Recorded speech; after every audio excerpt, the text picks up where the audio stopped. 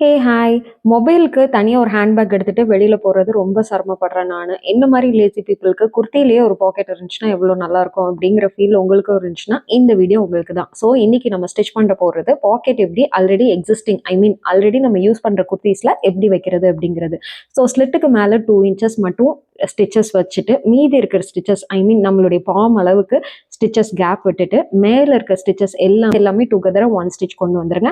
அதே மாரி கீழயும் டுகெதரா 1 ஸ்டிச்சா கொண்டு வந்துட்டு, இன் பிட்வீன் மட்டும் கேப் குடுத்துட்டு, பாக்கெட்கான அளவு வந்து எவ்வளோன்னு பார்த்தோம்னா, 8/14 இன்ச்சஸ்ல ஃபேப்ரிக் எடுத்துக்கோங்க. ஸோ அதுல வந்து நம்மளுடைய பாம் சைஸ் வந்து எனக்கு 5 1/2 இன்ச்சஸ் வருது. ஒரு 1 இன்ச் வந்து எக்ஸ்ட்ரா கேப் மாரி குடுத்துக்கோங்க.